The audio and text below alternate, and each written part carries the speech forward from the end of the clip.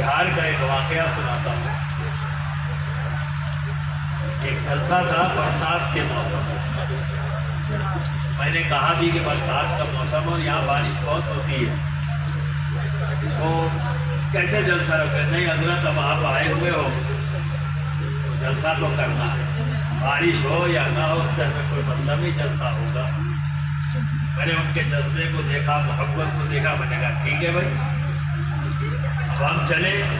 تو وہاں پر ندیاں ایسی ہیں کہ اگر ایک بار بارش ہو جائے تو ندی سوکھی رہتی، لیکن بارش ہو جائے تو 1.5-2 فٹ پانی ہوتا ہے، لیکن اتنا تیز بہتا ہے کہ ہر چیز کو بہا لے جائے۔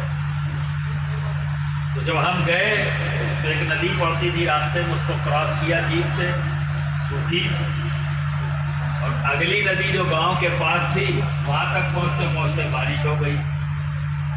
اب کیا کریں؟ اتنا تیز بہاؤ کہ جیپ والے نے انکار کر دیا کہ نہیں صاحب ہم نہیں لے جائیں گے۔ اب کیا کریں؟ تو خیر وہ گاؤں کے لوگ گھوڑا لے کے آئے، اس پہ ہم کو بیٹھالا، ہم نے ندی پار کی۔ اب اس کے بعد جیپ کھڑی تھی، ہم اس میں بیٹھ گئے۔ پہاڑوں کا علاقہ تھا، تو ایک جگہ جب ہم پہنچے پہاڑ کے بیچ میں، تو ہر طرف سے پہاڑ کا پانی نیچے آ گیا اور راستہ وہی تھا۔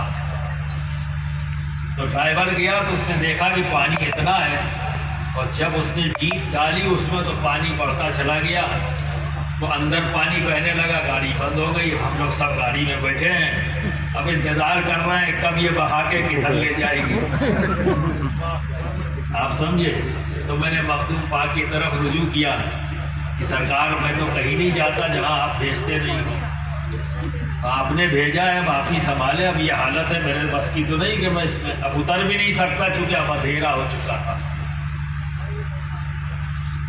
تو ایک گاؤں غیر مسلموں کا اسی کے بغل میں تھا، وہاں سے لوگ آئے رسی لے کے اور ٹریکٹر لے کے گاڑی کو کھینچنے کے لیے۔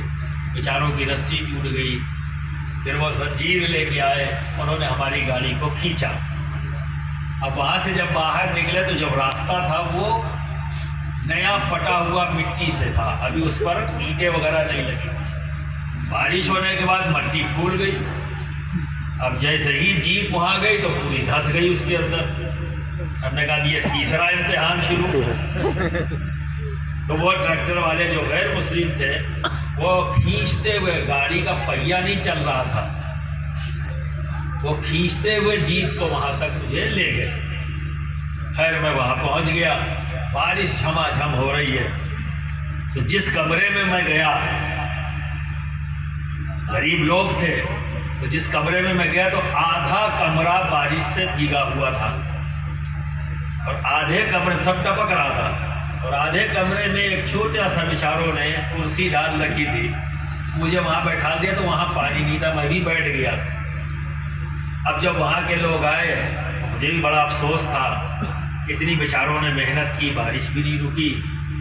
اب میں ان کے درمیان تو میں نے ان سے کہا کوئی بات نہیں، دعا کروں گا، جس مقصد سے تم نے بلایا تھا تو اس میں ایک چیز رہ گئی کہ میں نصیحت نہیں کر سکا، لیکن تم لوگوں کے حق میں دل سے دعا کروں گا، اور جو اللہ رب العزت نے جو بھی تمہاری تمنائیں ہیں، رب تبارک و تعالیٰ تمہارے جذبات کو، تمہاری محبتوں کے طفیل انشاءاللہ تمہارے تمام معاملات کو آسان فرما دے گا۔ جب میں نے یہ کہا تو انہوں نے کہا نہیں حضرت جلسہ تو ہوگا۔ میں نے کہا کہاں کرو گے؟ کہنا اس کے لیے پنڈال بنایا ہے۔ میں نے کہا اتنی بارش ہے اس میں کیسے کرنے، وہ اس پہ برساتی ڈال رکھی، پانی نیچے نہیں آئے گا۔ اچھا، تو مجھے بھی تھوڑا سکون ملا۔ جب میں وہاں گیا تو صرف اسٹیج کے اوپر تھا، وہ برساتی انہوں نے اسٹیج پہ ڈالی تھی، تو اسٹیج پہ پانی نہیں آ رہا تھا، اور سامنے پانی اوپر سے بھی اور نیچے سے بھی بہ رہا ہے۔ لیکن جب میں وہاں گیا ایک آدمی بھی وہاں سے ہلا نہیں ہے، سب کھڑے ہوئے ہیں انتظار میں۔ اور ان کی محبتوں کو دیکھا تو میں 1.5 گھنٹے تک آنکھوں میں آنسو لیے بولتا رہا، ایک آدمی بھی اپنی جگہ سے ہلا نہیں۔ میں نے ان سے جب کہا تو یہ انہی کی زبان سے جملہ جو نکلا وہ میں نے تم سے کہا تو میں نے کہا بھائی بارش ہو رہی ہے نقصان ہوگا.